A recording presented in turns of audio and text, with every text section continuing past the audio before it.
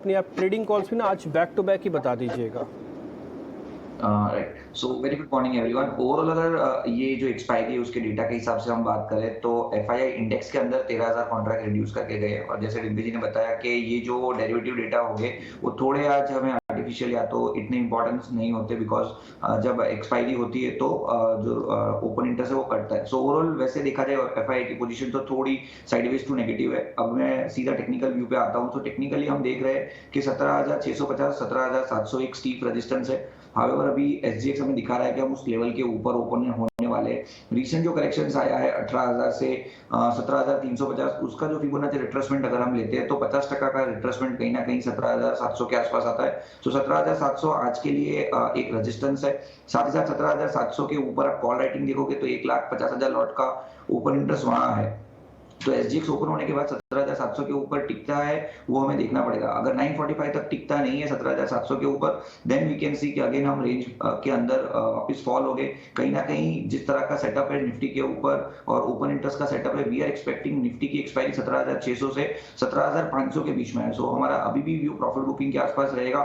सो अगर कोई risky trader है और एक्सपायरी पॉइंट ऑफ व्यू उनको ट्रेड करना है तो 17,750 17,700 उनके लिए एक शॉर्ट पॉइंट रहेगा, एक शॉर्ट जोन रहेगी। ऊपर में 17,800 के ऊपर के आप स्टॉप लॉस रख सकते हैं और इंट्राडे पॉइंट ऑफ व्यू आप 17,550 का टारगेट रख सकते हैं निफ्टी के ऊपर। बैंक निफ्टी के ऊपर भी 1000 एक इंपॉर्टेंट लेवल है। जब तक उसके ऊपर ट्रेड करता है we can expect expiry between 39,000 to 39,200। Otherwise overall setup जिस तरह का है कैन सी 38,800।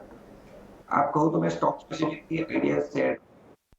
जी किरण बता दीजिए आप अपना स्टॉक्स।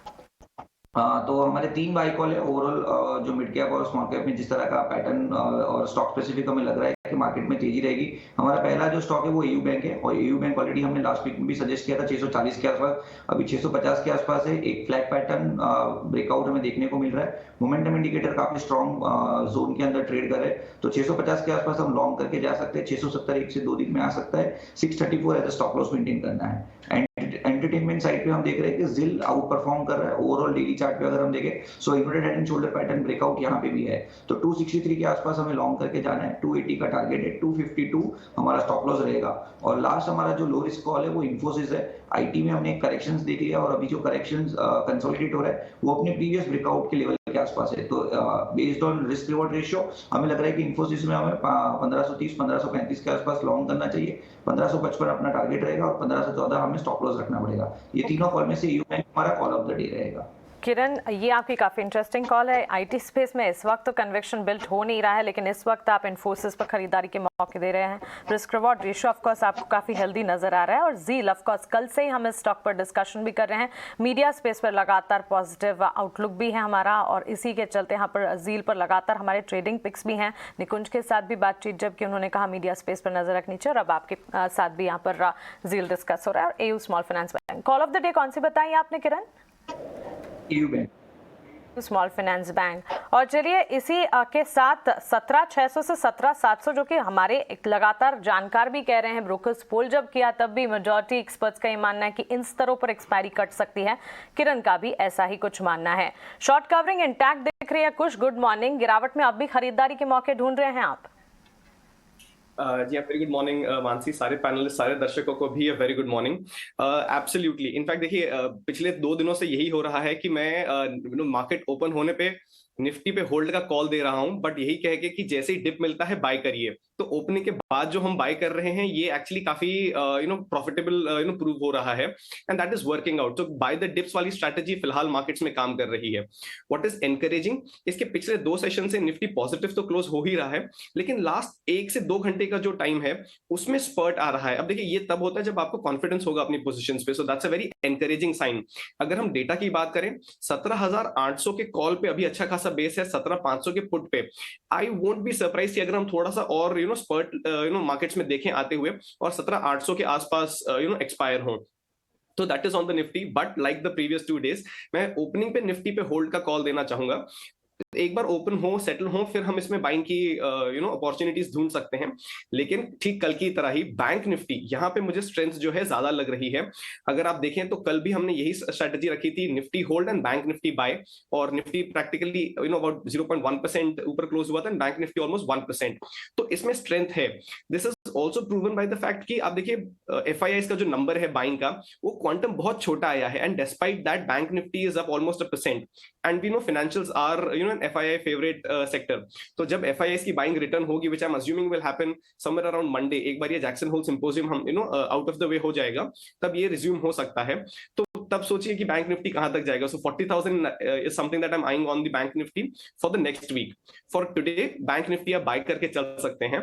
39,500 का टारगेट रहेगा यहाँ पे, 38,800 का स्टॉप लॉस। जहां तक स्टॉक्स की बात है, देखिए दो स्टॉक्स हैं मेरे। पहला है रेन इंडस्ट्रीज।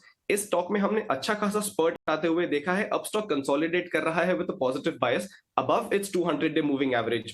सो जिस तरीके का इसका मोमेंटम सेटअप है और जिस तरीके का हम कंसोलिडेशन देख रहे हैं, मुझे लग रहा है ये स्टॉक यहाँ से एक अच्छा अपमूव दिखा सकता है। यहाँ पे एक इमीडिएट टारगेट जो है ये 210 का निकल के आता है, 195 का स्टॉप लॉस। जो दूसरा पिक है, that is also something that we been discussing for a very long time, Poonawalla Fincorp. Stock में काफी अच्छा मोमेंटम है, 300 के आसपास रेजिस्ट कर रहा है। कल भी स्टॉक ने उसके करीब का एक हाई बनाया और फिर वहां से जरा नीचे आया है, लेकिन मुझे लग रहा है कि ये जो लेवल्स हैं ये स्टॉक फिर से रीअचीव कर सकता है। तो ट्रेडिंग के हिसाब से 300 is a level that you should be eyeing, लेकिन अगर आप पोजिशनली इसे बाय करें तो 330 के टारगेट्स भी आते हुए देख सकते हैं। ऑन एन इमीडिएट बेसिस 300 का टारगेट, 285 का स्टॉप लॉस।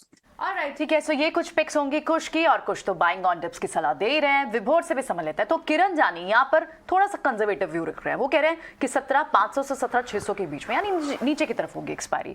कुश को लगता है कि ऊपर होगी एक्सपायरी। अब विभोर बचे हैं, विभोर बताएंगे हमें। विभोर, आप बताइए कि आपको कहाँ लग रही है एक्सपायरी, आप क्या रेंज के लिए ट्रेड करेंगे, और साथ ही आपकी ट्रेडिंग बेट्स क्या होंगे आज के।